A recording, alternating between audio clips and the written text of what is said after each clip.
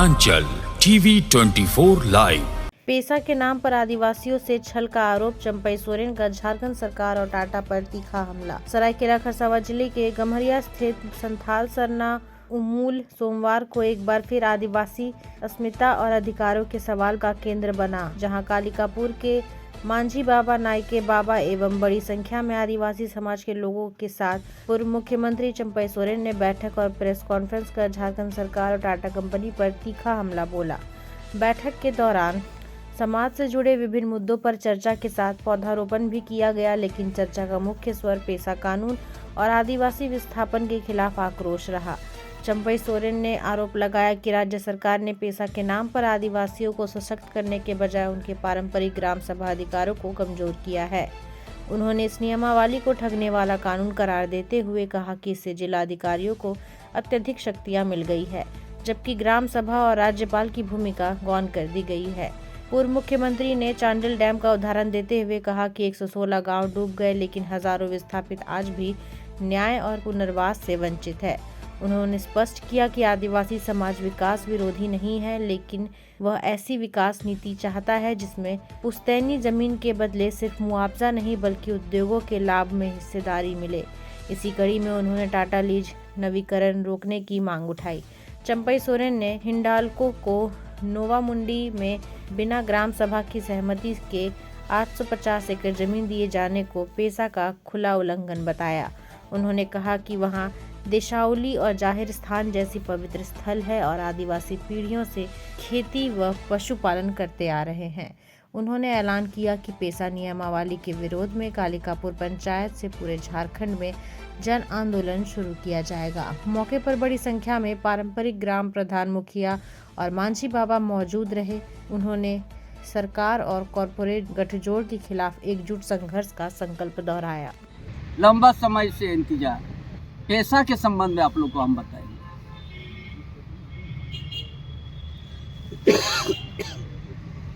जो 96 में ही लागू हुआ है, 1996 में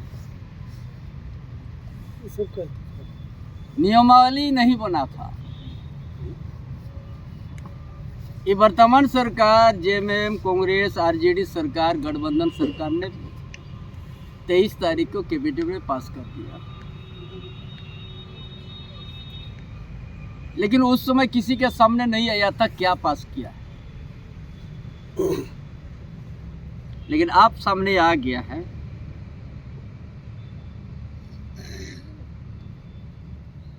को अधिसूचना जारी कर दिया।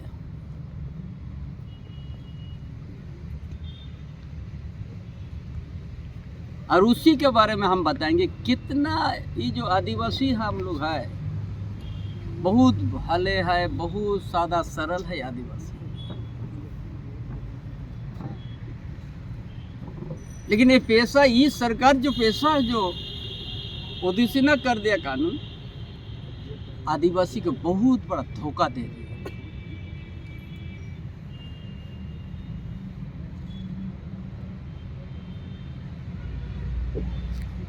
2 तारीख के पहले तक भाले बहुत सशक्त था ग्राम सभा,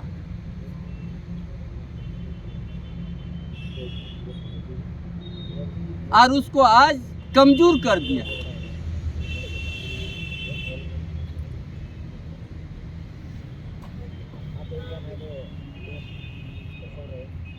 ये आप लोग को इसीलिए कमजोर कर दे, ये आप लोग बहुत अच्छा से समझिएगा। ये है अधिसूचना का पहला पेज।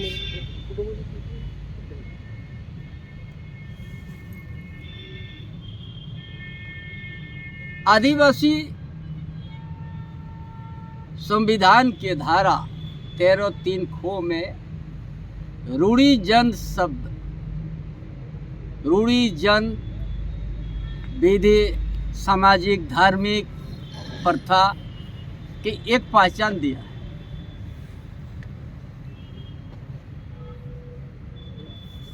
इसमें वो चीज को खत्म कर दिया पेशा।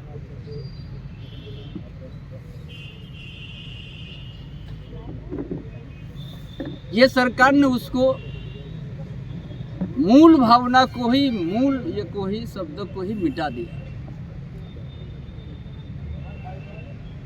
जो आदिवासी समाज में जो प्रमुख होते हैं,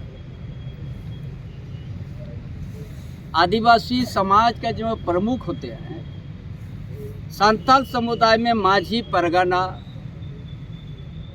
पीड़ परगना, देश परगना, वो समुदाय में मुंडा, मानकी, देवरी, डाकुआ होते हैं। खड़िया समुदाय में डोकलो, सोहर होते हैं। मुंडा समुदाय में हाथू, मुंडा, पढ़ा, राजा, पहान, ये समाज का प्रमुख। उराव समुदाय में महतो, पढ़ा, बेल, पहान, राजा, पहान, ये आपका उराव में। भूमि मुंडा, सरदार, नाया, डाकुआ, ये हमारा सामाजिक व्यवस्था का प्रमुख होते हैं। लेकिन जाजी आप इसको अच्छा से कीजिएगा। इस प्रकार से विभिन्न क्षेत्र में प्रचलित किसी अन्य नाम से अध्यक्ष के रूप में जाना जाता हो, इसका नहीं समझ पाए आप? तो कौन है प्रचलित विभिन्न क्षेत्र में?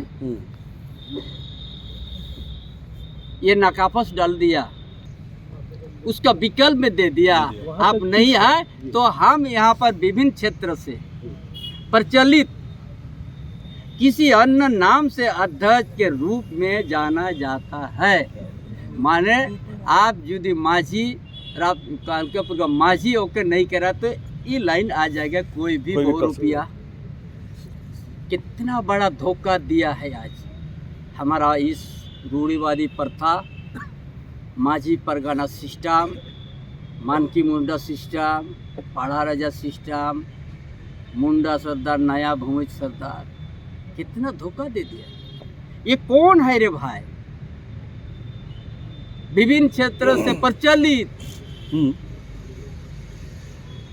ऊपर में भी उसी तरह लिखा है, परंपरा से प्रचलित रीति रिवाज के अनुसार मान्यता प्राप्त व्यक्ति संताल समुदाय के माझी परगना है ना।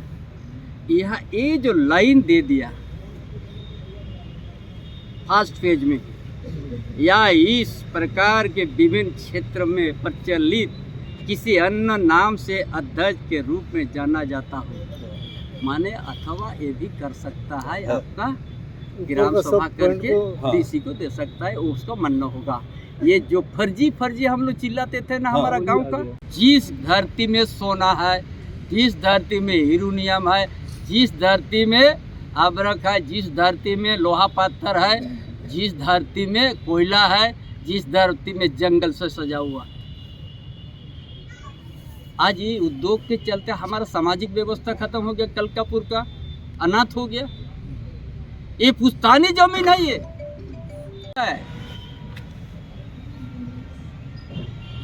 हम गांव में जगाएंगे यहाँ का आदिवासी मूलवासी को।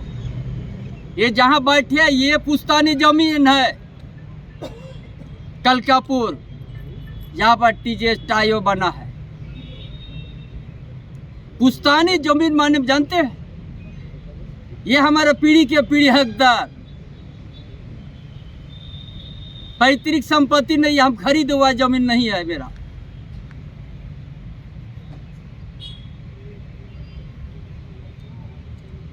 ये शेड्यूल एरिया में तय होना चाहिए। जितना ही उद्योग है, पुश्तैनी जमीन यदि गया है उसका पीढ़ी के पीढ़ी हकदार मिलना चाहिए, अन्यथा उद्योग नहीं होना चाहिए। ये पुश्तैनी जमीन जो कहते पीढ़ी के पीढ़ी खरीदे हुआ जमीन नहीं है। जो करने के लिए चंडील डैम बन गया, 116 गांव उजड़ गया, 116 गांव। किसके लिए डैम बना? टाटा में कंपनी में पानी का किल्लत नहीं हो। क्या दिया यहाँ का आदिवासी को? क्या दिया मूलवासी को?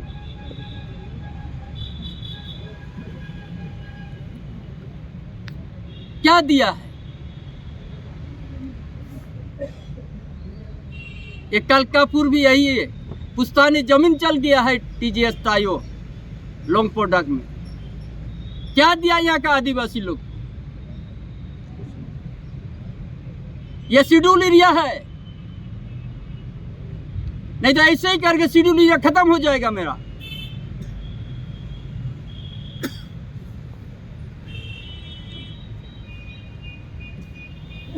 हमको बंजर क्यों बनाया?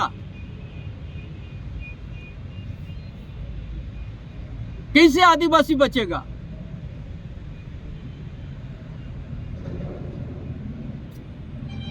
अगर ये उद्योग चलाना चाहते हैं या शेड्यूल एरिया में, तो पुश्तैनी जमीन जो आप लिए है उसका साथ आपको शेयर होल्डर होना पड़ेगा, उसको शेयर देना होगा आपको।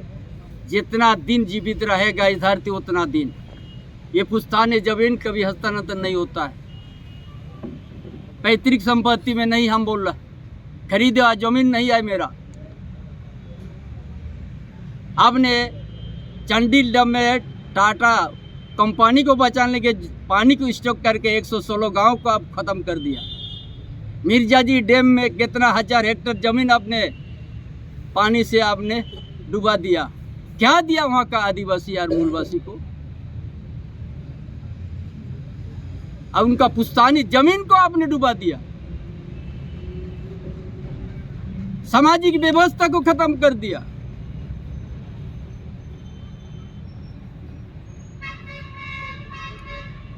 उसका आर्थिक संकट बन गया है। अभी बंजारे तांबू रह के रहना शुरू हो गया ये शेड्यूल एरिया में।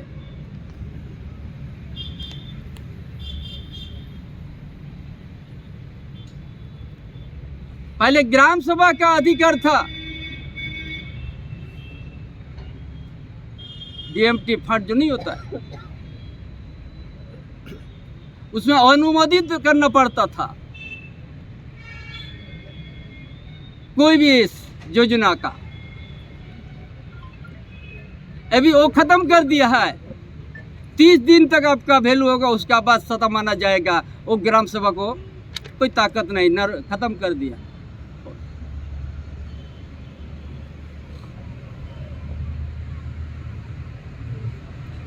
तो कैसे बचेगा शेड्यूल एरिया का आदिवासी और मूलवासी?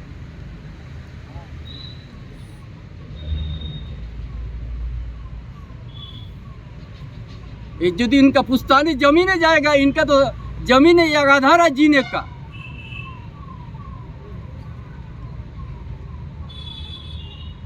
क्या ये धुआं फेंकने के लिए? इसलिए इस बार टाटा लीज नवीकरण नहीं होगा। ये शेड्यूल एरिया है, पहले यहाँ का आदिवासी और मूलवासी का पहले इनका शेयर बनाओ। हम उद्योग का विरोध नहीं करते, लेकिन हमको दूध में मक्खी पड़ा है जैसे फेंक मत दो। ये शेड्यूल एरिया है, ये धुआं खाने के लिए नहीं पैदा हुआ हम। ये हमारा पुश्तैनी जमीन है, नहीं तो इस जमीन जिस दिन आप बंद हो जाएगा उस दिन मेरा जमीन वापस हो जाएगा। और यही कलकापुर का इस जमीन से ही हम शुरू करेंगे।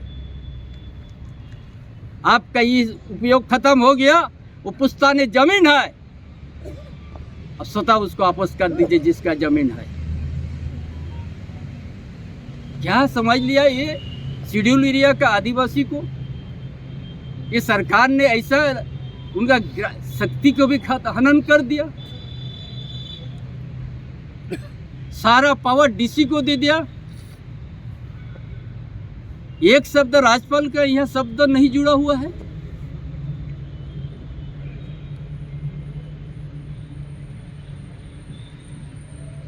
डेली यहाँ का आदमी एक टाइम खाने को नहीं मिल रहा दिन भर में। पुश्तैनी जमीन को हमने कब्जा कर दिया। इसके लिए किए शेड्यूल एरिया, इसके लिए झारखंड, इसके लिए आदिवासी, इसके लिए मूलवासी। इसलिए इस सवाल को लेकर गांव गांव जाएंगे और टाटा लीज नवीकरण को भी रोक के देखेंगे। आपने 116 गांव को आपने ख़त्म किया है। आपको बचाने, टाटा को बचाने के लिए क्या दिया है आदिवासी को, क्या दिया है मूलवासी को?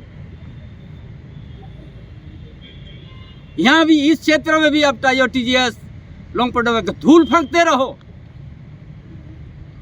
खाते रहो धूल।